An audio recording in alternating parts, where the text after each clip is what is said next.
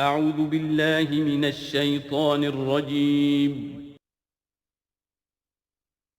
بسم اللہ الرحمن الرحیم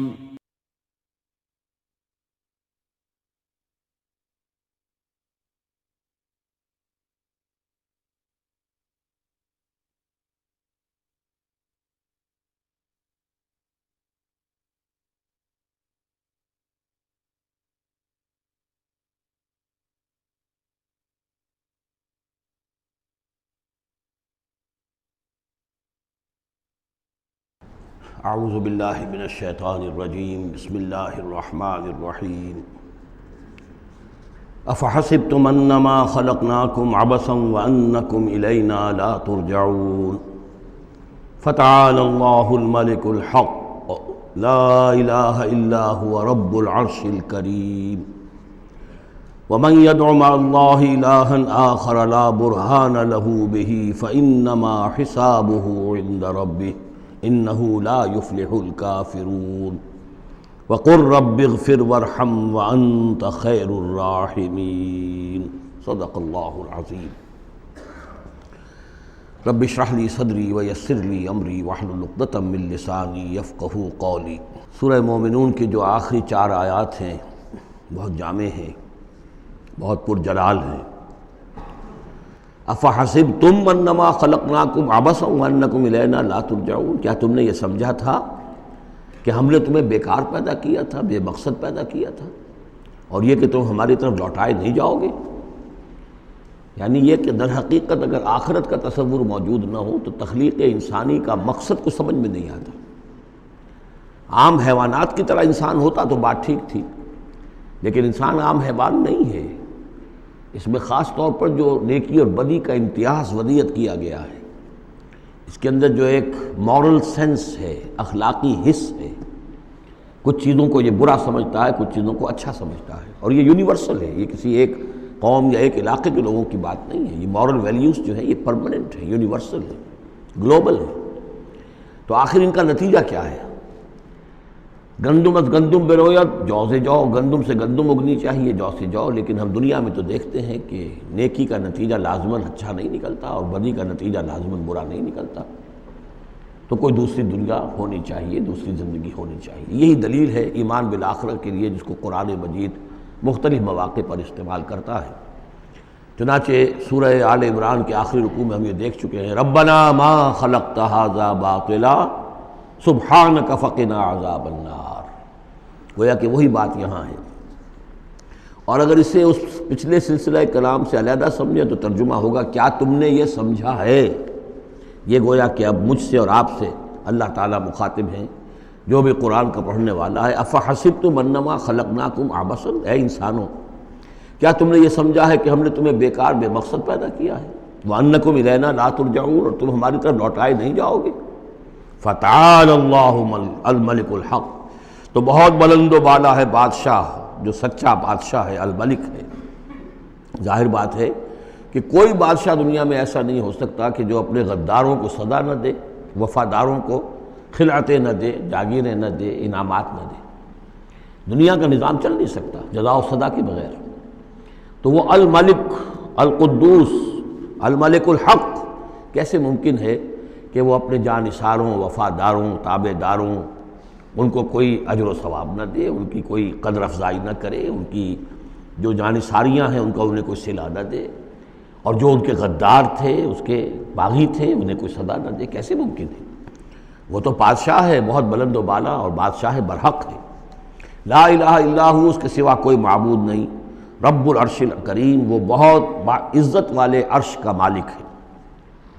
ومن يدع مع اللہ الہا آخر، اور جو کوئی بھی پکارے گا اللہ کے ساتھ کسی اور الہ کو، یعنی اللہ کے ساتھ پکارنا ہے، اللہ کو بھی پکار رہا ہے، کسی اور کو بھی پکار رہا ہے، لا برہان لہ بہ، اس کے لیے، اس کے حق میں، اس کے تائید میں کوئی برہان، کوئی دلیل موجود نہیں ہے۔ فإنما حسابہ عند ربہ، تو اس کا حساب جو ہے اس کے رب کے پاس ہے، اللہ تعالیٰ اس سے حساب لے لے گا۔ انہ لا یفلح الکافرون، اس میں کوئی شک نہیں ہے کہ ایسے کافر فلاح نہیں پائیں گے۔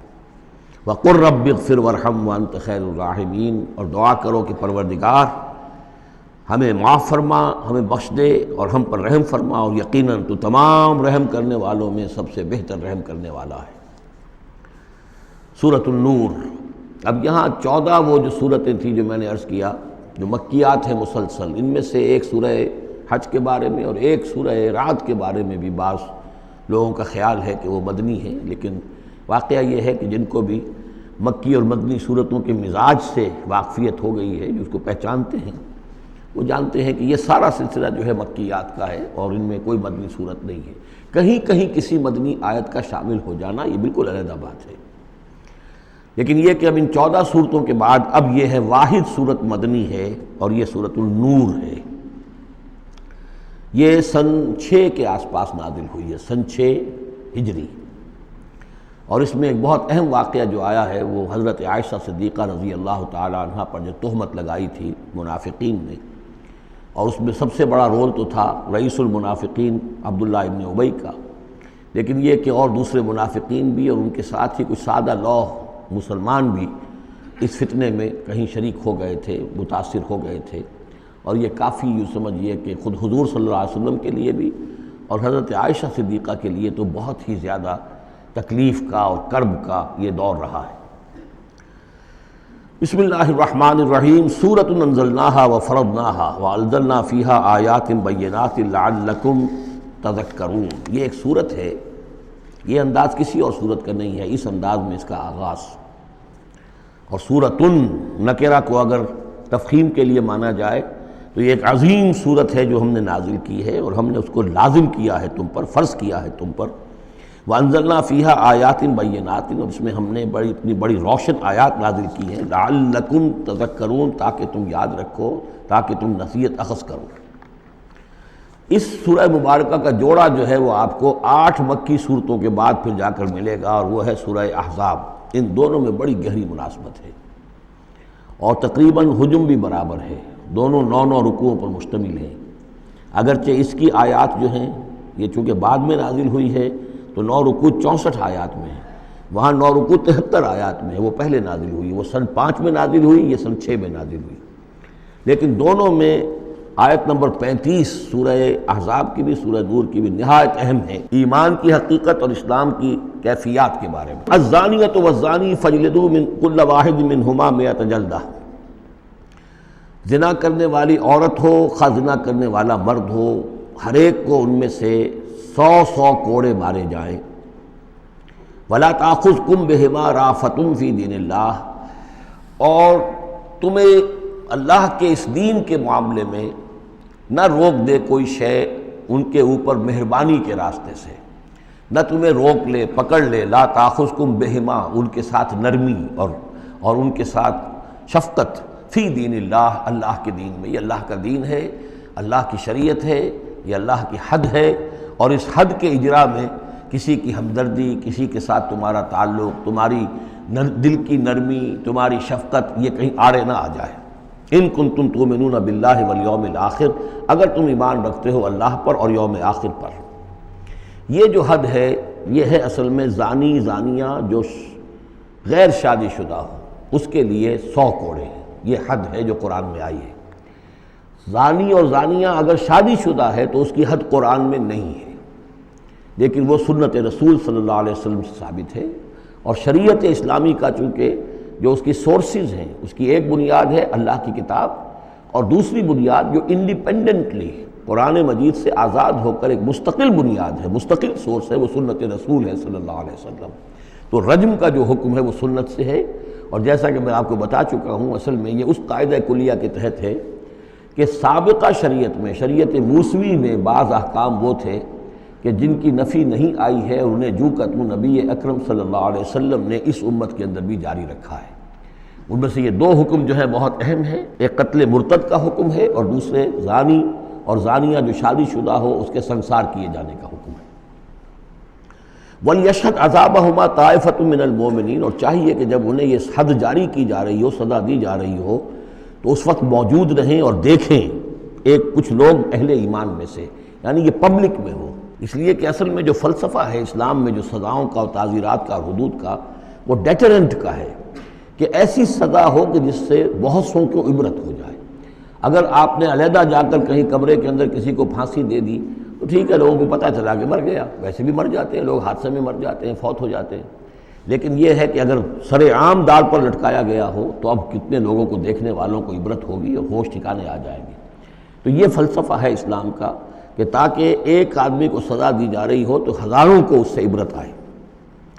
الزانی لا ينکح الا زانیۃ او مشرکۃ، کسی زانی شخص کے لیے روا نہیں ہے کہ وہ شادی کرے مگر کسی زانیہ عورت سے یا مشرکہ سے۔ یہ کسی قانون کے درجے میں بات نہیں ہے، بلکہ یہ ایک اخلاقی طور پر گویا کہ تعلیم دی جا رہی ہے کہ زانی لوگ تو اسی کے، یعنی ان کا حال تو ایسا ہے کہ انہیں تو مستحق اگر ہے تو شادی کے کسی زانیہ سے یا مشرکہ سے۔ والزانیۃ لا ینکحھا، اور زانی عورت ہو تو وہ بھی اس لائق نہیں ہے کہ اس سے کوئی نکاح کرے مگر صرف بدکار مرد یا مشرک۔ وحرم ذلک علی المؤمنین، اور یہ دونوں جو ہیں زانی مرد اور زانی عورتیں یہ تو حرام کر دی گئی ہیں مومنین کے حق میں، اللہ یہ کہ کوئی توبہ کرے، جو بھی ہے معاملہ وہ علیحدہ ہے اس سے۔ والذین یرمون المحصنات ثم لم یاتوا باربعۃ شہداء، اور جو لوگ جو خاندانی عورتیں ہوں، حفاظت میں ہوں کسی خاندان کے اور نکاح کے ان قید میں ہوں، چاہے نکاح کے قید میں ہوں تو ڈبل احسان ہو گیا کہ خاندانی بھی ہے اور دوسرے یہ کہ نکاح کی قید میں بھی ہے، نکاح کی حفاظت بھی انہیں حاصل ہے۔ نہیں تو یہ کہ اگر غیر شادی شدہ ہیں لیکن کسی شریف خاندان سے ہیں، آزاد خاندان سے ہیں، اگر ان کی عورتوں میں کوئی شخص جو ہے ان پر عیب لگائے، زنا کا الزام لگائے اور پھر وہ نہ لا سکے، ثم لم یاتوا باربعۃ شہداء، 4 شہید نہ لا سکے، فجلدوہم، تو پھر اب ان کو کوڑے مارو، 80 جلدہ، 80 کوڑے، 80 دبرے، ولا تقبلوا لہم شہادۃ ابدا، اور ان کی شہادت اب کبھی آئندہ قبول نہ کرو، واولئک هم الفاسقون، اور یقیناً یہی لوگ فاسق اور نافرمان ہیں۔ یعنی زنا کا الزام اگر لگایا جا رہا ہو تو پھر جو الزام لگانے والا ہے اسے 4 گواہ چشمدید پیش کرنے ہوں گے۔ اگر وہ 4 چشمدید گواہ پیش نہیں کر سکتا تو گویا کہ اب یہ قذف کہلائے گا کہ اس نے ایک الزام لگایا ہے جس کو ثابت نہیں کر سکا، لہٰذا اس جرم کی سزا 80 کوڑے، کتنے قریب چلا گیا ہے۔ اور اس میں حکمت یہ معلوم ہوتی ہے کہ اگر فرض کیجئے کسی معاشرے میں، مسلمان معاشرے میں کسی لوگوں سے غلطی ہو گئی ہے، اس غلطی کا چرچا نہیں ہونا چاہیے الا یہ کہ اس کے لیے ثبوت موجود ہو کہ اسے کیفر کردار تک پہنچایا جا سکے۔ اگر تو ثبوت اتنا ہے کہ سزا دی جا سکے تو ضرور، لیکن اگر نہ ہو تو خاموش رہو، ورنہ یہ کہ خام خواہ برائی کا چرچا ہو جائے گا جبکہ اس کا سد باب ممکن نہیں ہے، اس کی سزا دینی ممکن نہیں ہے، تو اس میں سکوت جو ہے وہ بہتر ہے۔ الا الذین تابوا، سوائے ان کے کہ جو توبہ کر لیں من بعد ذالک، اس کے بعد وہ اصلح و اصلاح کر لیں، یعنی یہ کہ کبھی کسی زمانے میں ان سے یہ غلطی ہو گئی تھی، انہوں نے کوئی تہمت لگائی تھی زنا کی اور 4 گواہ پیش نہیں کر سکے، طویل عرصے تک جو ہے ان کی گواہی پھر کسی بھی اسلامی عدالت میں قبول نہیں کی گئی، لیکن بعد میں ان کی روش ایسی رہی ہے، رویہ ایسا رہا ہے، انہوں نے اصلاح کر لی ہے، توبہ کر لی ہے، اب وہ قابل اعتماد ہیں، تو یہ جو معاملہ ہے اس پر سے ختم ہو جائے گا، ان کی گواہی بعد میں قبول کی جا سکے گی۔ فإن اللہ غفور الرحیم، تو اللہ غفور الرحیم ہے۔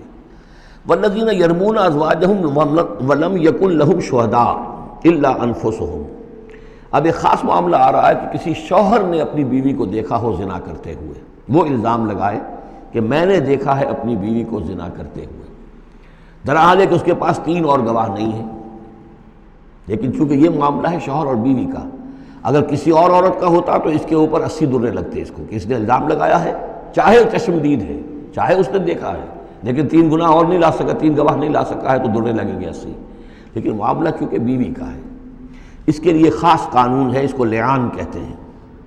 وہ یہ ہے کہ والذین یرمون ازواجہم، جو الزام لگائیں زنا کا اپنی بیویوں پر، ثم ولم یکن لہم شہداء، اور ان کے پاس گواہ موجود نہ ہو، الا انفسہم، سوائے ان کی اپنی جانوں کے، انہوں نے خود دیکھا ہے، فشہادۃ احدہم 4 شہادات باللہ، تو یہ ایک شخص کی گواہی بھی 4 گواہیاں شمار کی جائیں گی جبکہ وہ قسم کھائے اللہ کی، انہ لمن الصادقین، کہ وہ سچا ہے، حلفیہ بیان کرے۔ والخامسۃ، اور 5ویں بات یہ کہ وہ یہ کہے کہ ان لعنت اللہ علیہ ان کان من الکاذبین، کہ اگر میں جھوٹا ہوں تو مجھ پر اللہ کی لعنت ہو۔ 4 مرتبہ قسم کھا کر گواہی دینا گویا کہ وہ 4 گواہوں کی گواہی کے قائم مقام ہو جائے گا، جبکہ پھر وہ یہ بھی کہے کہ اگر میں جھوٹا ہوں تو اللہ کی لعنت مجھ پر ہو، اللعنت اللہ علی الکاذبین ان کان من الکاذبین۔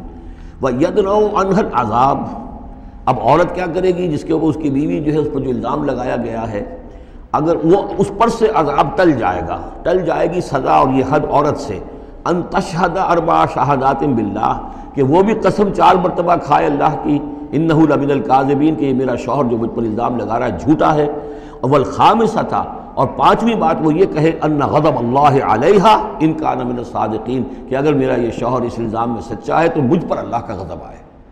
اس انداز میں پھر یہ کہ عورت کے اوپر پھر حد جاری نہیں ہوگی، اور اگر شوہر کے 4 قسمیں کھا کر الزام لگانے اور پھر یہ کہ اللہ تعالیٰ کی لعنت اپنے اوپر طلب کرنے اگر جھوٹا ہو، اس کے بعد اگر بیوی خاموش رہتی ہے، وہ جوابی طور پر قسم نہیں کھاتی 4، اور نہ یہ کہتی ہے کہ اگر یہ سچا ہو تو مجھ پر اللہ کا غضب ہو، تو پھر اس پر حد جاری ہو جائے گی۔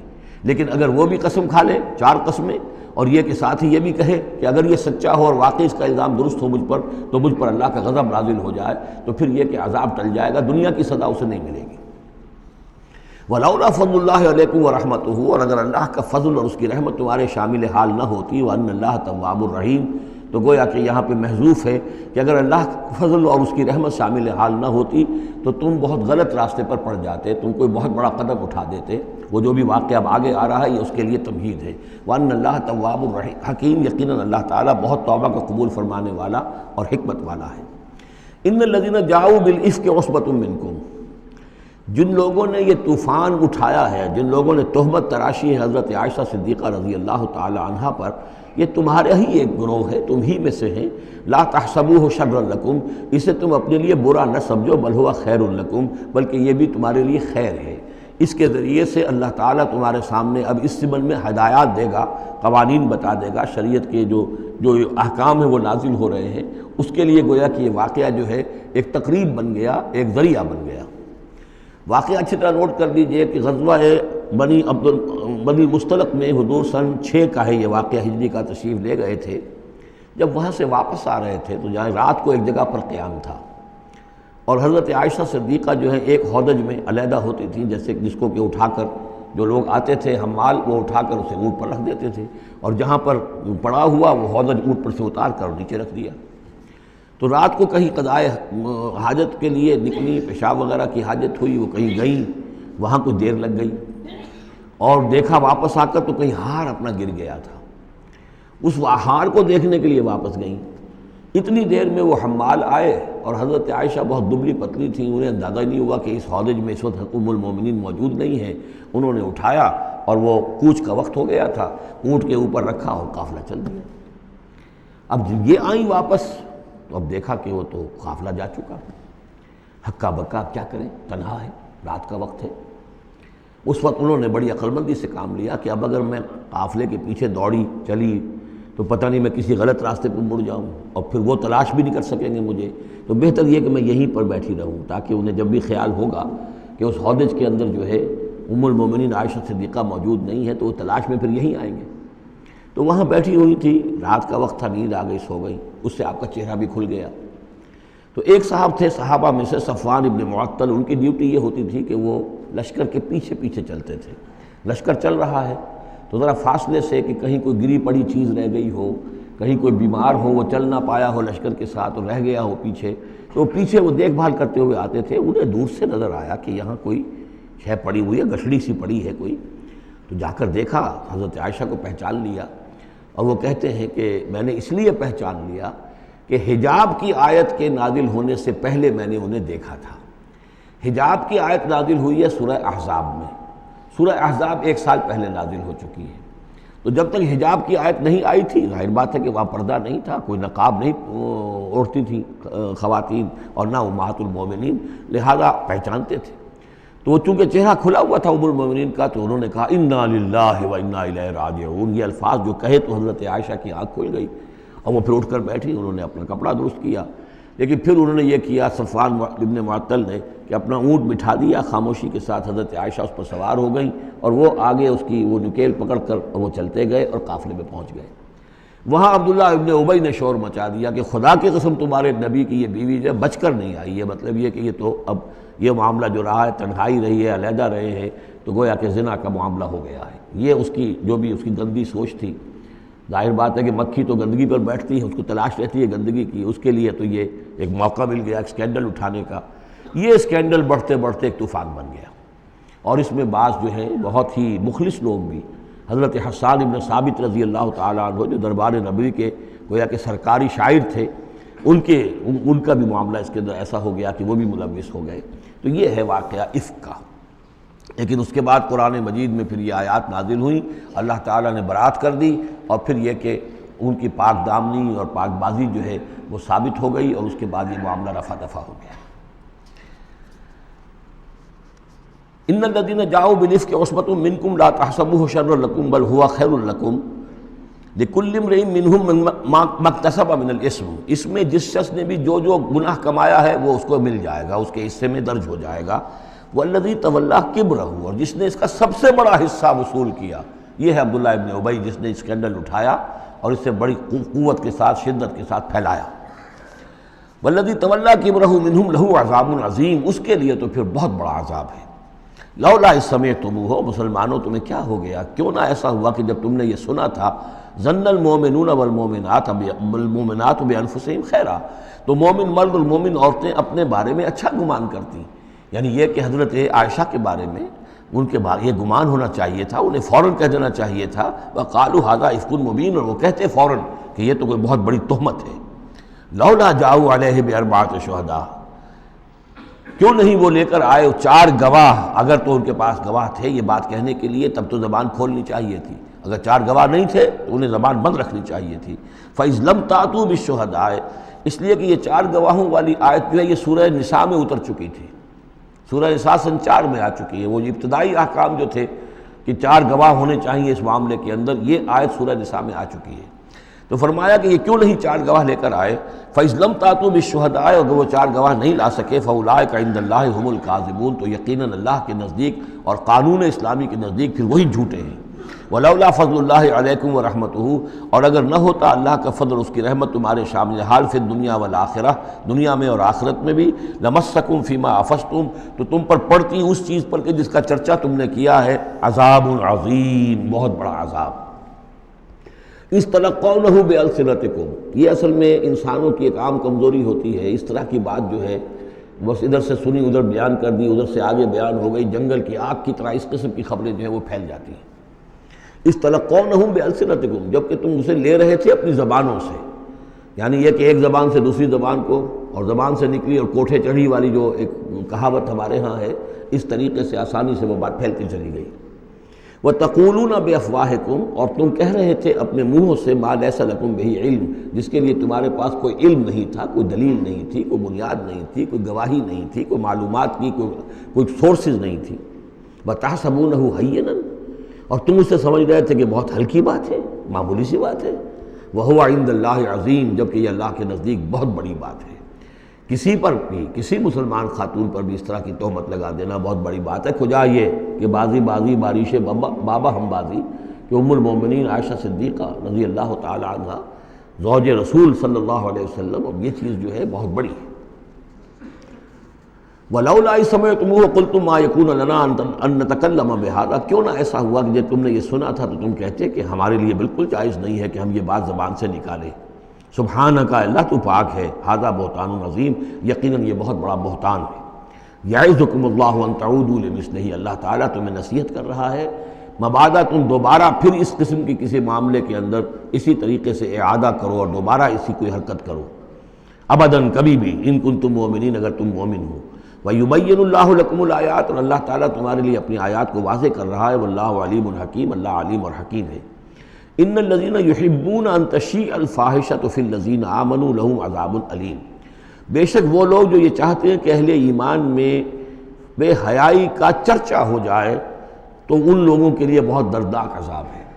ایک تو یہ کہ بے حیائی پھیل جائے، تشیع الفاحشہ شائع ہو جائے، بے حیائی عام ہو جائے، جو لوگ اس کے لیے، اب ظاہر بات ہے کہ آج کل تو کاروبار کے لیے، اپنے اخبار بیچنے کے لیے، اس کی جو ہے اشاعت بڑھانے کے لیے نئی سے نئی قسم کی رنگین تصویریں شائع کی جا رہی ہیں، یہ سارا کچھ ہو رہا ہے۔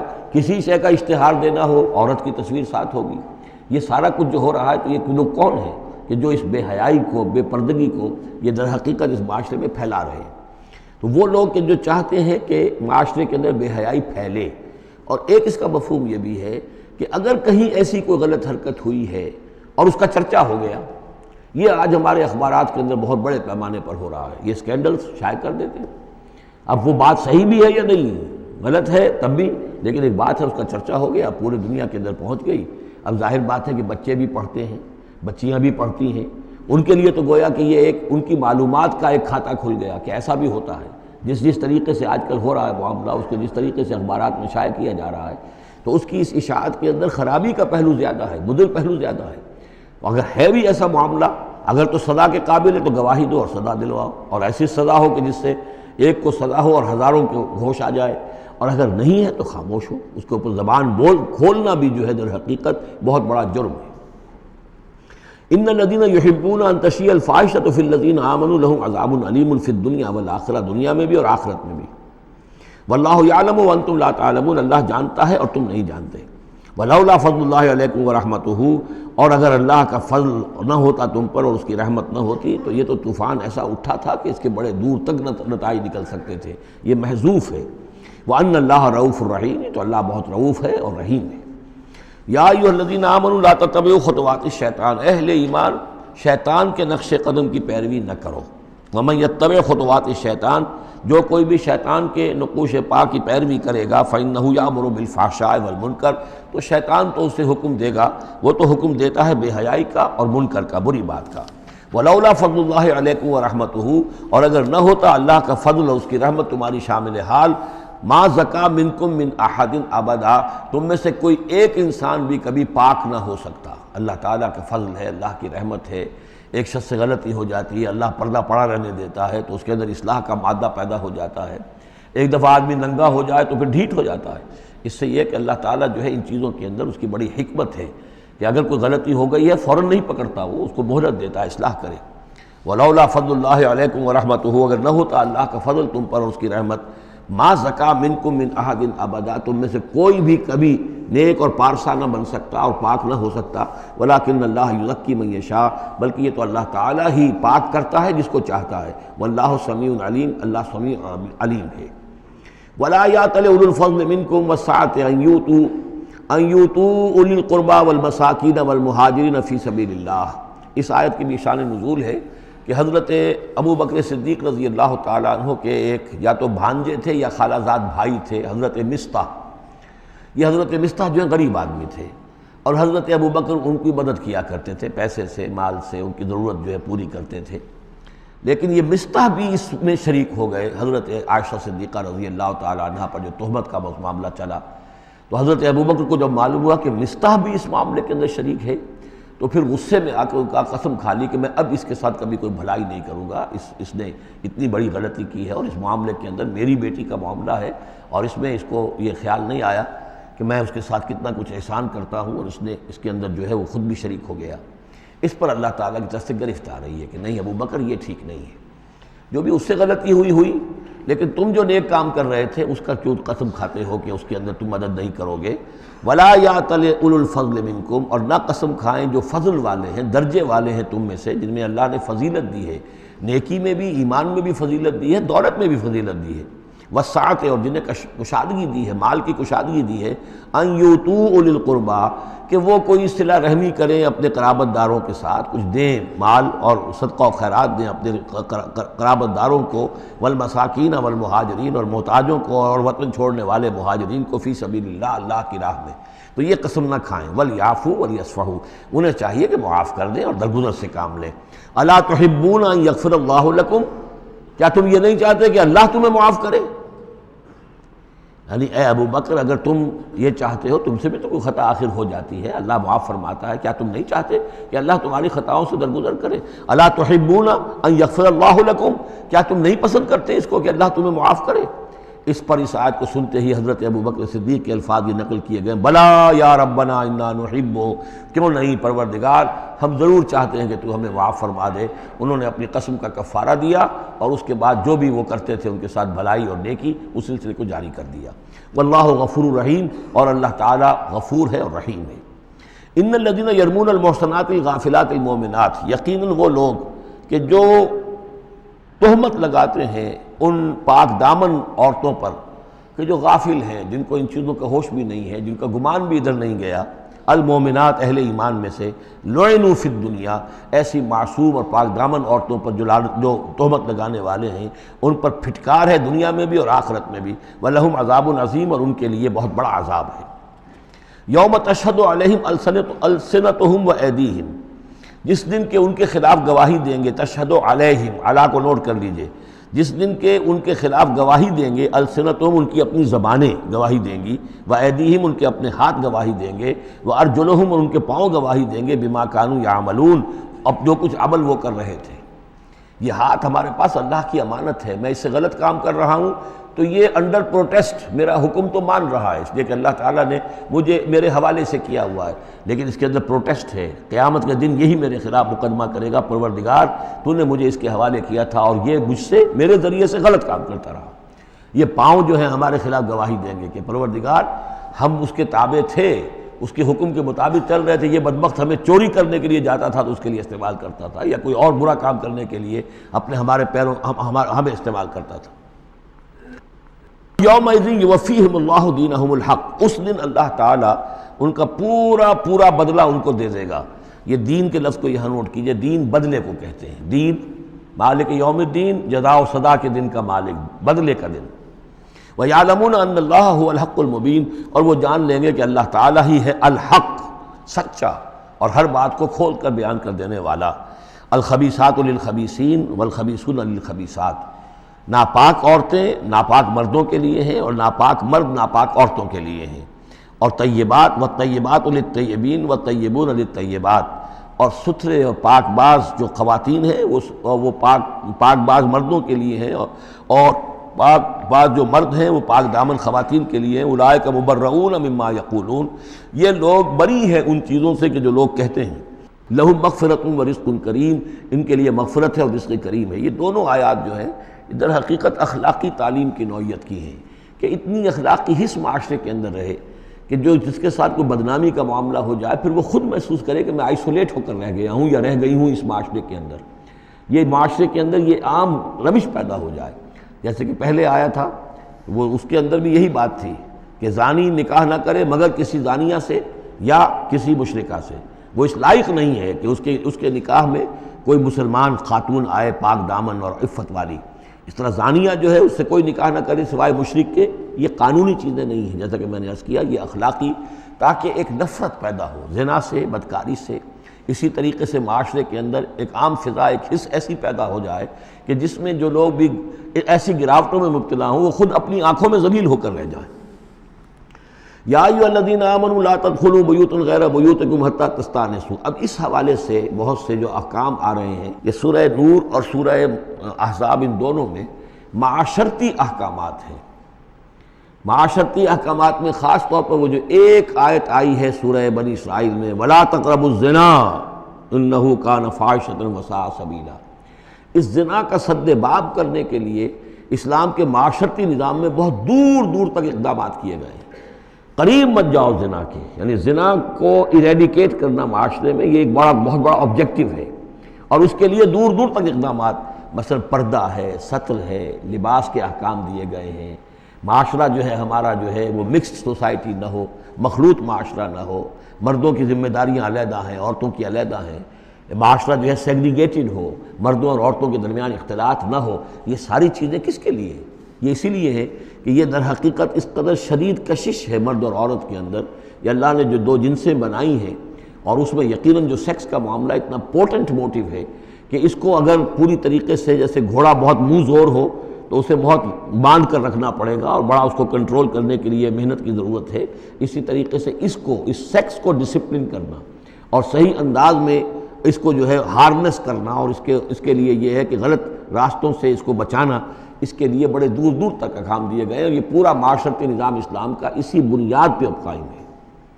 اب اسی میں سے مثلاً یہ گھر کی پرائیویسی بھی ہے، ایک گھر ہے، گھر میں ایک شوہر ہے، اس کی بیوی ہے، اب آپ فوراً چلے گئے سیدھے گھر کے اندر، نہیں، اے اہل ایمان مت داخل ہوا کرو گھروں میں اپنے گھروں کے سوا، حتیٰ تستانسوا، یہاں تک کہ بول چال کر لو، اجازت لے لو، وتسلموا علی اہلہا، اور اذن لینے کی اس وقت جو ہوتی تھی شکل وہ یہی کہ جا کر دروازے پر کہو السلام علیکم، معلوم ہوا کہ کوئی صاحب ہیں کہ جو آئے ہیں ملنا چاہتے ہیں، اور اندر آنا چاہتے ہیں۔ اب اس کے بعد یہ کہ وہ اپنی آئیڈینٹی دیں اور پھر ان کو آنے کی اجازت دی جائے، یہ نہیں کہ بے دھڑک چلے جا رہے ہیں۔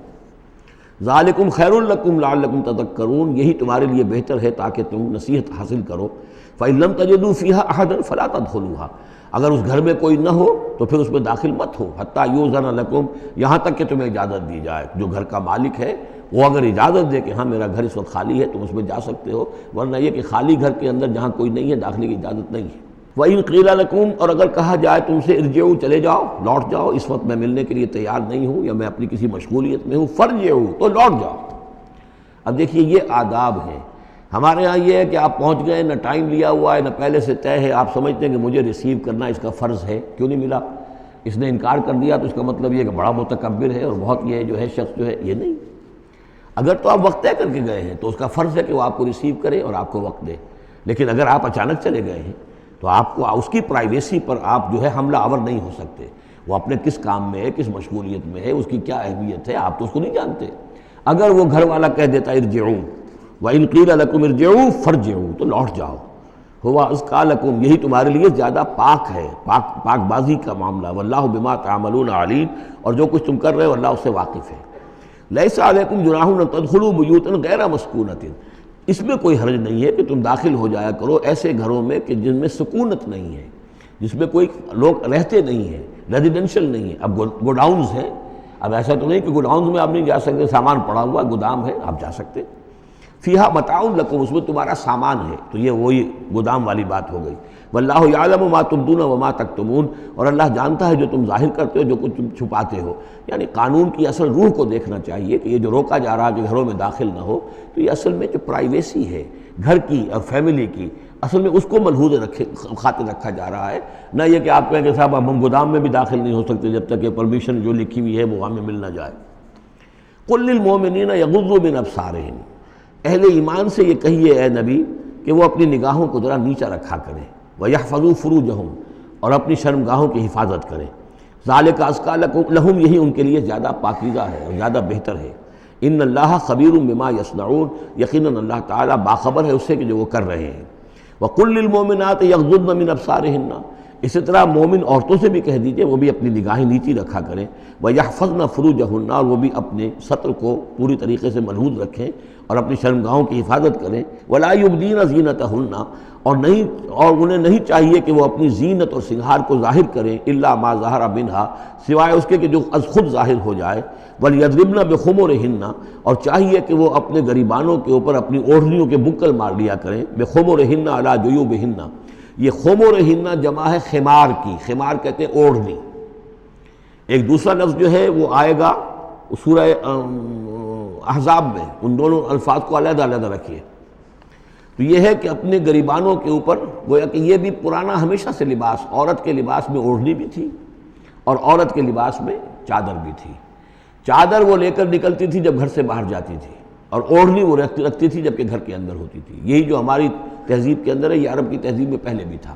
چہرے کا پردہ نہیں تھا عرب میں، چادر وہ لے کے جاتی تھی تو چادر اپنے اوپر ڈالتی تھی، اور مرد بھی چادر کے بغیر نہیں ہوتے تھے، نہ کوئی مرد بغیر چادر کے نہ عورت، بلکہ چادر ہی سے ایک شخص کا رتبہ معین ہوتا تھا۔ کسی کی چادر بڑی شاندار ہے، دوشالہ اوڑھا ہوا ہے، بہت قیمتی ہے، تو وہ بڑا آدمی ہے، وہ سردار ہے۔ کسی کے بیچارے کی جو ہے معمولی سی چادر ہے۔ اور اسی لیے اس حدیث میں آتا ہے کہ جو شخص تکبر کرتا ہے، الکبر ردائی، تکبر جو ہے وہ تو میری چادر ہے۔ اور یہ عرب میں یہ بڑا کسی شخص کی توہین کرنی ہوتی تھی، اس کی چادر گھسیٹتے تھے، گویا کہ اس کی عزت جو ہے اس کو کھینچ لیا ہے۔ تو اللہ فرماتا ہے کہ جو تکبر کرتا ہے وہ گویا میری چادر گھسیٹ رہا ہے میرے کندھے سے۔ اس درجے جو ہے اللہ تعالیٰ جو ہے اس میں اپنی توہین محسوس کرتا ہے۔ تو وہ اپنی ان اوڑھنیوں کے بکل مار لیا کریں اپنے گریبانوں پر، یعنی یہ کہ یہ انسان کے لیے، عورت کے لیے، یہ اس کی زینت کا ایک بہت بڑا حصہ ہے۔ اس کی جو بھی چھاتی ہے اس کے لیے ایک اضافی کرتا اس نے پہنا ہوا ہے، لیکن کرتے کے اوپر مزید جو ہے یہ ایک بکل اس کی اوڑھنی کا ہو۔ وَلَا يُبْدِينَ زِينَتَهُنَّ، اس کے سینے کے اوپر یہ اضافی ہو جائے گا، وَلَا يُبْدِينَ زِينَتَهُنَّ، اور نہ وہ ظاہر کریں اپنی زینت کو۔ اب یہ ہے جو محرموں کی فہرست آ رہی ہے، جس کے سامنے عورت کھلے چہرے کے ساتھ آ سکتی ہے بلا حجاب۔ اور یہ اتنی طویل فہرست جو دی گئی ہے، آخر سوچنا چاہیے کہ اللہ تعالیٰ نے یوں ہی ایکسرسائز ان فیوٹیلیٹی تو نہیں کی ہے۔ کیا فرق ہے اگر ایک عورت کے چہرے کا پردہ نہیں ہے، وہ باہر نکلتی ہے چادر لے کر، اور یہ کہ اس میں کسی اور کے ساتھ اس کا پردہ چہرے کا نہیں ہے، تو پھر یہ پوری فہرست دینے کی ضرورت کیا ہے؟ میرے نزدیک چہرے کا پردہ اسلام کے اندر لازم ہے، اور اس چہرے کے پردے سے مستثنیٰ ہیں یہ لوگ۔ کون لوگ مستثنیٰ ہیں؟ الا لبعولتہن، ان کے شوہر نمبر ایک، او آبائہن، یا ان کے باپ، اور باپ سے مراد باپ، دادا، چچا، یہ سب چلیں گے، او آبائے بعولتہن، یا ان کے شوہروں کے باپ، او ابنائہن، یا ان کے اپنے بیٹے، او ابنائے بعولتہن، یا ان کے شوہروں کے بیٹے، یعنی ان کے شوہروں کی کسی اور بیوی سے اولاد ہے، بیٹے ہیں، تو وہ بھی محرم ہیں، وہ نامحرم نہیں ہے۔ او اخوانہن، یا ان کے اپنے بھائی، او بنی اخوانہن، یا ان کے بھائیوں کے بیٹے، او بنی اخواتہن، یا یہ ہو گئے، او بنی اخواتہن، یا ان کے بھانجے، او نسائہن، یا ان کی عورتیں، اپنی عورتیں، جان پہچان کی عورتیں، عام عورتیں نہیں، نسائہن، او ما ملکت ایمانہن، یا یہ کہ جو ان کے غلام اور ان کی لونڈیاں ہیں۔ اکثر و بیشتر اہل سنت کے نزدیک یہاں مرد غلام مراد نہیں ہے بلکہ لونڈیاں مراد ہیں۔ اب التابعین غیر اولی الاربۃ، یا ایسے تابع لوگ جو کہ صرف خدمت گار ہیں، بعض اوقات ہوتا ہے خاندانی طور پر جو ہے وہ خدمت گار کرنے والے ہیں، باپ بھی کہیں ملازم تھا اسی گھر میں، اب اس کی اولاد بھی وہیں پر ہے، وہ بھی کام کر رہی ہے، بچپن سے وہیں پلے ہیں۔ ایسے لوگ ہوتے ہیں کہ جن کو واقعتاً پھر اس گھر کی خواتین سے اس طرح کا خیال کبھی نہیں آ سکتا کہ ان کے بارے میں وہ کوئی بری بات سوچیں۔ اب التابعین غیر اولی الاربۃ، یا وہ تابع کہ جو کہ کوئی غرض نہیں رکھتے اس قسم کے معاملات سے، من الرجال، مردوں میں سے۔ اب الطفل الذین لم یظہروا علی عورات النساء، یا وہ لڑکے کہ جو ابھی عورتوں کے جو مخفی معاملات ہیں ان سے واقف ہی نہیں، ابھی وہ جنسی جو بھی باتیں ہیں ان سے واقف نہیں ہیں۔ ولا یضربن، یہ فہرست مکمل ہو گئی۔ یہ ہیں محرم لوگ جن کے سامنے عورت بغیر چہرے کے پردے کے آ سکتی ہے۔ باقی یہ کہ زینت جو خود بخود ظاہر ہو جائے، اب ظاہر ہے کہ آپ نے چادر بھی لی ہوئی ہے، کسی خاتون نے برقع بھی اوڑھا ہوا ہے، لیکن اب کسی کا قد ہے، ماشاءاللہ وہ قد ایسا ہے، سرو قد ہے کوئی خاتون، تو وہ کہاں چھپائے گی اس قد کو؟ وہ تو ظاہر ہو جائے گا۔ جسم متناسب ہے، اب وہ جسم تو ظاہر ہو جائے گا۔ اس اعتبار سے ما ظہر منہا کو لوگوں نے لے لیا چہرے کے لیے، یہ بالکل غلط ہے۔ چہرے کا تو پردہ میرے نزدیک لازم ہے، اور یہ کہ باقی یہ کہ ان کے سامنے چہرے کے سمیت عورت آ سکتی ہے۔ باقی عورت جو ہے اپنے بیٹے کے سامنے بھی سوائے 3 اعضاء کے اور نہیں کھول سکتی، اپنے بھائی کے سامنے بھی نہیں کھول سکتی۔ چہرہ، یہ ہاتھ پونچھوں سے نیچے، اور پیر ٹخنوں سے نیچے، یہ جو 3 اعضاء ہیں یہ وہ ہیں کہ جس کو عورت نے یہ کھلے رکھ سکتی ہے، اپنے وہ بیٹے کے سامنے بھی، بھائی کے سامنے بھی، اور جو بھی رشتے گنائے گئے ہیں۔ لیکن یہ کہ اس سے آگے پھر جو ہے معاملہ وہ پھر شوہر کا ہے، اس سے آگے یعنی لباس کا معاملہ جو ہے جس سے کہ عورت جو ہے وہ آزاد ہوگی، وہ صرف شوہر کے لیے۔ وَلَا يَضْرِبْنَ بِأَرْجُلِهِنَّ لِيُعْلَمَ مَا يُخْفِينَ مِنْ زِينَتِهِنَّ، اور نہ ایسا ہو کہ وہ اپنے پاؤں مار کر چلیں، کوئی زیور جو ہے پاؤں میں پہنا ہوا اس کی جھنکار ہو تاکہ لوگوں جو ہے ادھر متوجہ ہو جائیں۔ لِيُعْلَمَ مَا يُخْفِينَ مِنْ زِينَتِهِنَّ، تاکہ لوگوں کے علم میں آ جائے کہ کیا انہوں نے چیز چھپائی ہوئی ہے اپنی زینت میں سے، کیا زیورات پہنے ہوئے ہیں۔ وَتُوبُوا إِلَى اللَّهِ جَمِيعًا أَيُّهَا الْمُؤْمِنُونَ، اور اے اہل ایمان سب کے سب مل کر اللہ کی جناب میں توبہ کرو، لَعَلَّكُمْ تُفْلِحُونَ، تاکہ تم فلاح پاؤ۔ وَأَنكِحُوا الْأَيَامَ مِنكُمْ، اور دیکھو اپنی بیواؤں کی شادیاں کر دیا کرو۔ وَالصَّالِحِينَ مِنْ عِبَادِكُمْ، یہ بھی اب ایک بہت اہم ہے بات۔ ہندوانہ ہمارا معاشرہ جو ہے وہ بیوہ کی شادی جو ہے وہ تو جائز بھی نہیں سمجھتا، یا بہت ہی یوں سمجھیے کہ اس کے نزدیک بہت ہی ناپسندیدہ بات ہے، اور ہمارے ہاں بھی یہ ہو گیا ہے۔ حالانکہ یہاں حکم ہے انکحوا الایام منکم، بیواؤں کی شادیاں کر دیا کرو۔ والصالحین من عبادکم و امائکم، اور تمہاری جو بانیاں ہوں، غلام ہوں، ان میں سے بھی جو سمجھدار ہوں، جن کے کردار کے بارے میں تمہیں اعتماد ہو، ان کی بھی شادیاں کر دیا کرو۔ ایک کی کنیز ہے، ایک کا غلام ہے، ان کی شادی ہو جائے۔ اب ظاہر بات ہے وہ کنیز جو ہے اپنے آقا کے، اب اس کے ساتھ وہ تمتع نہیں کر سکے گا، اس لیے کہ اس نے اجازت دے دی ہے کہ اس کی کنیز کی شادی ہو گئی ہے کسی غلام کے ساتھ۔ وَالصَّالِحِينَ مِنْ عِبَادِكُمْ وَإِمَائِكُمْ إِنْ يَكُونُوا فُقَرَاءَ، اگر وہ فقیر ہوں گے، مہر وغیرہ دینے کی ان کے اندر ہمت نہیں ہے، صلاحیت نہیں ہے، يُغْنِهُمُ اللَّهُ مِنْ فَضْلِهِ، تو اللہ تعالیٰ ہو سکتا ہے کہ ان کو اپنے فضل سے غنی کر دے۔ وَاللَّهُ وَاسِعٌ عَلِيمٌ، اللہ واسع، بہت سمائی رکھنے والا، کشائش والا، کشادگی والا اور جاننے والا ہے۔ یعنی یہ بھی ہے کہ کسی وقت انسان سوچے کہ اگر میں شادی کروں گا تو وہ بھی اپنی قسمت ساتھ لے کر آئے گی. کیا پتہ کہ میرے اس وقت حالات جو ہیں اگر کچھ خراب بھی ہیں تو اللہ تعالیٰ اس کی قسمت سے، اس کے حوالے سے وہ اللہ تعالیٰ میرے لیے رزق کا دروازہ کھول دے. وَلْيَسْتَعْفِفِ الَّذِينَ لَا يَجِدُونَ نِكَاحًا، اور جو لوگ نکاح کی قدرت بالکل نہ رکھتے ہوں، شادی کر ہی نہ سکتے ہوں، کچھ بھی نہ ہو ان کے پاس، نہ کوئی گھر ہو جس میں کہ اپنی بیوی کو رکھ سکیں، نہ کوئی نان نفقے کا سامان ہو، نہ کوئی مہر دے سکیں. وَلْيَسْتَعْفِفْ، تو انہیں چاہیے کہ وہ اپنی عفت کی حفاظت کریں، پوری طریقے سے اپنے اس جو جنسی جذبے کو کنٹرول کریں. الَّذِينَ لَا يَجِدُونَ نِكَاحًا حَتَّى يُغْنِيَهُمُ اللَّهُ مِنْ فَضْلِهِ، یہاں تک کہ اللہ تعالیٰ انہیں اپنے فضل سے غنی کر دے. وَالَّذِينَ يَبْتَغُونَ الْكِتَابَ مِمَّا مَلَكَتْ أَيْمَانُكُمْ فَكَاتِبُوهُمْ، اور تمہارے غلاموں میں سے جو تمہارے ساتھ چاہیں مکاتبت کرنا. یہ مکاتبت کا قاعدہ یہ تھا کہ غلام یہ طے کرتا تھا کہ جناب میں آپ کو اتنے لاکھ درہم دے دوں گا، اتنی مدت کے اندر اندر آپ مجھے آزاد کر دیجئے. تو یہ معاہدہ ہو گیا، اب وہ آزاد ہو گیا. لیکن آزادی اسی میں ہے کہ اسے وہ رقم اتنی عرصے کے اندر ادا کرنی ہے. اب وہ کمائے گا، محنت کرے گا، کوشش کرے گا اور وہ رقم ادا کر دے گا. یہ مکاتبت تھی. تو جو بھی تمہارے غلاموں میں سے مکاتبت چاہیں، مما ملکت ایمانکم فکاتبوہم، تو یہ مکاتبت کر لیا کرو. قرآن مجید نے وہ تمام راستے کھولے ہیں کہ جن سے غلاموں کی آزادی کا جو ہے آسانی کے ساتھ تدریجاً سہج انداز کے اندر ان کی غلامی کا جو ہے سلسلہ ختم ہو کر آزادی کی طرف راستہ کھل جائے. فَقَاتِبُوهُمْ إِنْ عَلِمْتُمْ فِيهِمْ خَيْرًا، اگر تم دیکھ رہے ہو ان کے اندر کہ خیر ہے، بھلائی ہے، واقعتاً یہ شخص اعتماد کیا جا سکتا ہے، یہ بھاگ نہیں جائے گا اور یہ جو بھی کرنا چاہ رہا ہے معاہدہ اس کو پورا کرنے کی اس کی نیت ہے. وَآتُوهُمْ مِن مَالِ اللَّهِ الَّذِي آتَاكُمْ، پھر ایسے لوگوں کو جنہوں نے مکاتبت کی ہو تم بھی مال دیا کرو، جو اللہ کا مال تمہارے پاس اللہ نے تمہیں دیا ہے، یعنی لوگ مدد بھی کریں اس کی تاکہ وہ اپنی اس رقم کو جلد از جلد ادا کر کے اور وہ پھر آزاد ہو جائے.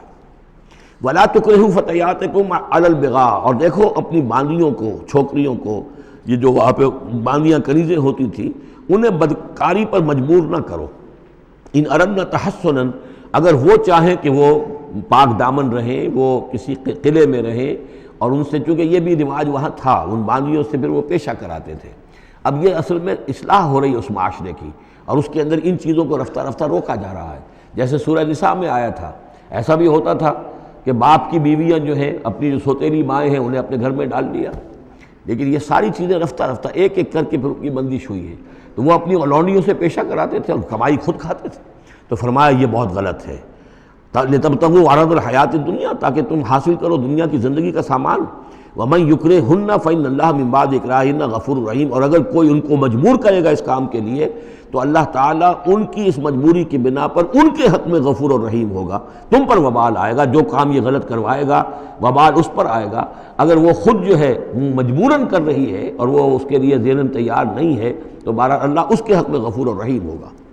وَلَقَدْ أَنزَلْنَا إِلَيْكُمْ آيَاتٍ مُبَيِّنَاتٍ، اور دیکھو ہم نے نازل کر دی ہیں تمہاری جانب یہ روشن آیات. وَمَثَلًا مِّنَ الَّذِينَ خَلَوْا مِن قَبْلِكُمْ، اور وہ ساری باتیں بھی ہم نے بتا دی ہیں کہ جو ان لوگوں میں تھیں جو تم سے پہلے تھے. یہ ساری گندگیاں، معاشرتی خرابیاں جو ہیں یہ پہلوں کے اندر بھی تھیں، ہم نے ان سب کی نشاندہی کر دی ہے. وَمَوْعِظَةً لِّلْمُتَّقِينَ، اور اہل تقویٰ کے لیے ہم نے نصیحت یہ نازل فرما دی ہے. قَدْ جَاءَتْكُم مَّوْعِظَةٌ مِّن رَّبِّكُمْ وَشِفَاءٌ لِّمَا فِي الصُّدُورِ. اب یہ 5واں رکوع آ رہا ہے اور یہ ہمارے اس منتخب نصاب کا جو دوسرا حصہ ہے، ایمان کی بحث، اس کے ضمن میں یہ بہت اہم درس ہے. اور یہ آیت نمبر 35 جو آ رہی ہے یہ قرآن مجید کی عظیم ترین آیات میں سے ہے. اس سورہ مبارکہ کی بھی آیت نمبر 35 اور سورہ احزاب میں بھی بالکل ٹھیک یہی نمبر آیت نمبر 35 آپ کو ملے گی. یہ ایمان پر اور وہ اسلام کی کیفیات پر قرآن مجید کی عظیم ترین آیات ہے. اللہ نور السماوات والارض، اللہ آسمانوں اور زمین کا نور ہے. مثل نور ہی، اس پر ایمان کی مثال، اس کے نور ایمان کی مثال ایسی ہے کہ مشکاتن، جیسے ایک طاق ہے، فیہا مصباح، اس میں ایک چراغ روشن ہے. المصباح فی زجاجہ، وہ چراغ جو ہے چمنی کے اندر ہے، شیشہ ہے اس کے اوپر، جیسے لالٹینیں ہوتی تھی پچھلے زمانے میں، گلوب کے ساتھ جو ہے وہ لیمپ ہوتے تھے. الزجاجۃ کأنہا کوکب دری، اور وہ شیشہ چمک رہا ہے جیسے کہ ایک چمکدار ستارہ ہو. یوقد من شجرۃ، اور اس مصباح میں، اس دیے میں، اس چراغ میں جلایا جا رہا ہے تیل، کس کا؟ ایک شجرہ مبارکہ زیتونہ کا، ایک ایسا مبارک درخت زیتون کا، لا شرقیۃ ولا غربیہ، جو نہ شرقی ہے نہ غربی ہے. یعنی یہ کہ درخت ہے، جھنڈ ہے ایک، اب اگر تو اس جھنڈ کے مشرق میں کوئی درخت ہے تو صبح کی دھوپ تو انہیں ملے گی، شام کی نہیں ہوگی، مغرب میں ہے تو شام کی دھوپ مل جائے گی، صبح کی نہیں ملے گی۔ ایک علیحدہ کھڑا ہوا ہے کوئی جس کے نہ ادھر کوئی اور ہے نہ ادھر کوئی اور درخت ہے، تو پورے دن کی تمازت دھوپ کی جو ہے وہ جذب کر رہا ہے۔ اور ایسے درخت کا جو روغن زیتون ہوتا تھا وہ بہت صاف شفاف، اسی کی مثال دی جا رہی ہے کہ نہ شرقی ہے نہ غربی ہے، وہ کسی جانب سے اوٹ میں ہے ہی نہیں۔ یکاد زیتھا یضیء، اس کا جو روغن ہے وہ بھڑک اٹھنے کو بیتاب ہے، قریب ہے کہ روشن ہو جائے۔ وَلَوْ لَمْ تَمْسَسْهُ نَارٌ، چاہے اسے ابھی آگ نے چھوا ہی نہ ہو۔ نور علی نور، جب آگ مس کر جائے، چھو جائے تو پھر نور علی نور ہے، وہ بھڑک اٹھتا ہے۔ یہدی اللہ لنورہ من یشاء، اللہ تعالیٰ ہدایت فرماتا ہے اپنے نور کی جانب جس کو چاہتا ہے۔ وَيَضْرِبُ اللَّهُ الْأَمْثَالَ لِلنَّاسِ، اور اللہ تعالیٰ مثالیں بیان کرتا ہے لوگوں کے لیے۔ وَاللَّهُ بِكُلِّ شَيْءٍ عَلِيمٌ، اور اللہ ہر چیز کا کما حقہ علم رکھتا ہے۔ یہ اصل میں ایمان کے لیے، اس کے اجزاء ترکیبی کے لیے بہترین تمثیل ہے، جس کو میں پہلے بیان کرتا رہا ہوں کہ ایک ہے فطرت، انسانی فطرت۔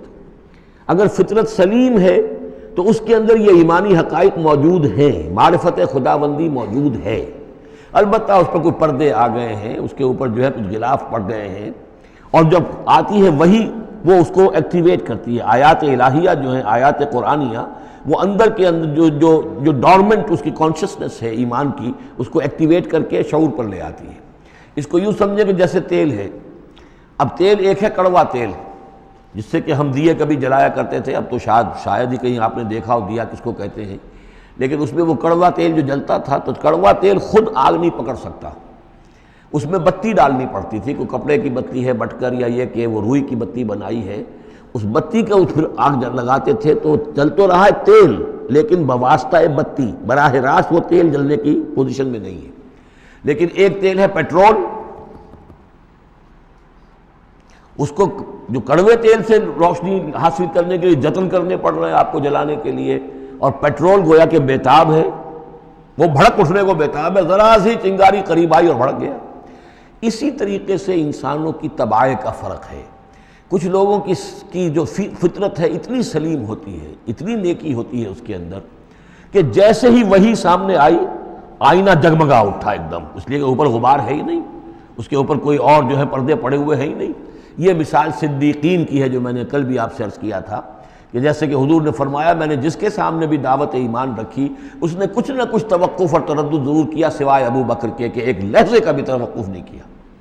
یہ اس لیے کہ ان کی فطرت اتنی سلیم تھی، گویا کہ وہ پیٹرول تھا ان کے اندر جو بھڑک اٹھنے کو بیتاب تھا کہ ذرا قریب بھی اگر دیاشنائی آ گئی تو بھڑک اٹھے۔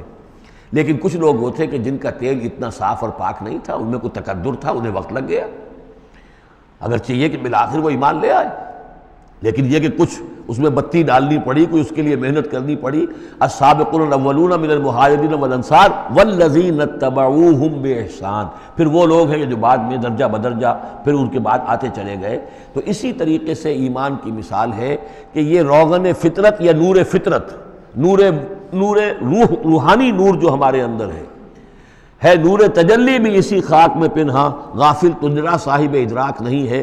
وہ جو ہماری روح کے اندر ہے، روح ملکوتی کے اندر جو نور ہے، یہ نور اور باہر سے جو قرآن کا نور، وحی کا نور آیا، ان دونوں کے نور کے اجتماع سے پھر نور علی نور کی کیفیت پیدا ہوئی۔ اب وہ نور ایمانی جو ہے وجود میں آ گیا۔ اللہ نور السماوات والارض مثل نورہ کمشکاۃ فیہا مصباح المصباح فی زجاجہ۔ اور ذہن میں رکھیے یہ ہمارا جو پنجر ہے پسلیوں کا، اس کی واقعتاً طاق کی سی شکل ہے، یہ نیچے سے چوڑا ہو رہا ہے، اوپر سے تنگ ہو رہا ہے، طاق ایسے ہی ہوتے تھے۔ ڈائفرام جو ہے وہ اس طاق کا گویا کہ فلور ہے، جو ہمارے ایبڈومینل کیویٹی کو چیسٹ کیویٹی سے علیحدہ کرنے والا عضو ہے، اور دل رکھا ہوا ہے اس کے اوپر، یہ گویا کہ چراغ ہے۔ اس دل میں نور ایمان ہوتا ہے، اس دل کے اندر جو ہے وہ اللہ کا نور، اور یہ نور بنا ہے دو چیزوں سے، ایک وہ نور فطرت جو اس کے اندر موجود تھا اس کی روح کے اندر، اور ایک نور وحی۔ ان دونوں کے اجتماع سے نور علی نور، وہ نور جو ہے وہ نور ایمان کی شکل میں اس قلب کے اندر جو ہے وہ جاگزی ہوا اور قلب منور ہو گیا۔ المصباح فی زجاجہ الزجاجۃ کأنہا کوکب دری یوقد من شجرۃ مبارکۃ زیتونۃ لا شرقیۃ ولا غربیہ یکاد زیتها یضیء ولو لم تمسسہ نار نور علی نور یہدی اللہ لنورہ من یشاء. یہ نور علی نور ہے، دو نوروں کے جمع ہونے سے یہ نور ایمان وجود میں آیا، نور فطرت، نور وحی. اور اللہ تعالیٰ ہدایت دیتا ہے اپنے نور کی جس کو چاہتا ہے، اور اللہ یہ مثالیں لوگوں کے لیے بیان کرتا ہے. باقی اللہ کو تو ہر شے کا کما حقہ علم ہے. مثال کی ضرورت انسانوں کے لیے ہے کہ جو ان لطیف حقائق کو ایسے ہی از خود نہیں سمجھ سکتے. اب جن لوگوں کے دلوں میں یہ نور ایمان پیدا ہو جاتا ہے، ان کی ایک جھلک دکھائی جا رہی ہے کہ ان کی شخصیت، ان کی زندگی کی دلچسپیاں کیا ہوتی ہیں. فی بیوت اذن اللہ ان ترفع ویذکر فیہا اسمہ، ان گھروں میں جن کا کہ اللہ نے حکم دیا کہ انہیں بلند کیا جائے، یعنی مساجد. بلند کرنے سے مطلب یہ ہے کہ ان کو نمایاں بنایا جائے. ہر مسلمان آبادی میں معلوم ہو کہ مسجد ایک نمایاں شے ہے. یہ ضروری نہیں کہ اس کی ڈیکوریشن ہو، اس کے اوپر جو ہے خام خواہ تکلفات میں پیسے خرچ کیے جائیں، لیکن یہ کہ ایک تو یہ کہ وہ نمایاں ہونی چاہیے، معلوم ہو کہ اس آبادی کا مرکز یہ ہے. نمبر دو یہ ہے کہ ترفع، اس کو ہر طریقے سے، ہر معنوی گندگی سے بھی پاک رکھا جائے. وَيُذْكَرَ فِيهَا اسْمُهُ، اس میں اس کا نام لیا جائے. يُسَبِّحُ لَهُ فِيهَا بِالْغُدُوِّ وَالْآصَالِ، یہ جو صاحب ایمان لوگ ہیں جن کے دلوں میں ایمان کی قندیلیں روشن ہیں، یہ تسبیح کرتے ہیں اللہ کی ان گھروں کے اندر، صبح کے وقت بھی اور شام کے وقت بھی. رجال، وہ جواں مرد، لا تلہیہم تجارت ولا بیع عن ذکر اللہ واقام الصلاۃ، جن کو غافل نہیں کر سکتی نہ کوئی تجارت، نہ کوئی خرید و فروخت اللہ کی یاد سے اور نماز کے قائم کرنے سے، وایتاء الزکاۃ اور زکوٰۃ کے ادا کرنے سے. یخافون یومن، یہ سب کچھ کر کے بھی وہ ڈرتے رہتے ہیں، لرزاں و ترساں رہتے ہیں، کانپتے رہتے ہیں اس دن کے تصور سے. تتقلب فیہ القلوب والابصار، جس میں کہ دل بھی الٹ جائیں گے اور نگاہیں بھی الٹ جائیں گی. لیجزیہم اللہ احسن ما عملوا، تاکہ اللہ تعالیٰ ان کو بدلے میں دے بہترین جزا ان کے اعمال کی. ویزیدہم من فضلہ، اور اضافہ کرے اپنی طرف سے اپنے فضل میں سے. واللہ یرزق من یشاء بغیر حساب، اور اللہ تعالیٰ چاہتا ہے دیتا ہے جس کو چاہتا ہے بغیر حساب. اللہم ربنا اجعلنا منہم، یہ تو مومن صادق کے لیے ایمان ان کے دلوں میں ہے، اس کی تمثیل یہ ہے، اور ان کے کردار کی جھلک یہ ہے. اب ایک ہے بین بین کے لوگ، ایمان تو نہیں ہے لیکن کچھ نہ کچھ نیکی کے کام کرتے ہیں، کچھ اپنے دل کی تسلی کے لیے، کچھ اپنے ضمیر کو مطمئن کرنے کے لیے. ان کی نیکی حقیقی نیکی نہیں ہے. وہ لیس البر ان تولوا وجوہکم قبل المشرق والمغرب، اس آیت کو ذہن میں رکھیے. والذین کفروا، اور جو لوگ ایمان سے تہی ہیں، محروم ہیں، کافر ہیں، ان کی نیکیاں، ان کے اعمال کیا ہیں؟ کسرابن، جیسے ریت ہو، سراب ہو، بقیعۃ، ایک چٹیل میدان میں، یحسبہ الظمآن ماء، پیاسا سمجھتا ہے کہ پانی ہے، حتی اذا جاءہ، یہاں تک کہ وہ جب وہاں پہ گھسٹ کر بھی پہنچتا ہے تو معلوم ہوتا ہے لم یجدہ شیئا، کچھ نہیں پاتا وہاں پر. ووجد اللہ عندہ، اور اللہ کو پاتا ہے وہاں موجود. فوفاہ حسابہ، تو اللہ تعالیٰ اس کا حساب اسے پورا چکا دیتا ہے. واللہ سریع الحساب، اور اللہ جو ہے حساب چکانے میں دیر نہیں لگاتا. یعنی یہ جو نیکیاں ہوتی، جھوٹی نیکیاں، ملمے کی نیکیاں، حقیقی ایمان نہیں ہے، ایمان باللہ نہیں ہے، ایمان بالآخرت نہیں ہے، لیکن یوں ہی کچھ نہ کچھ نیکیاں ہیں، کچھ خدمت خلق کے کام ہیں، اس طرح کی چیزیں اللہ کی نگاہ میں ان کی کوئی وقت نہیں. اس کے لیے پہلے ایک مثال سورہ ابراہیم میں آ چکی ہے. دوسری مثال یہ کہ یہ نیکیاں سراب کے مانند ہیں، جنہیں پیاسا سمجھتا ہے کہ یہ پانی ہے، حقیقت میں پانی نہیں ہے.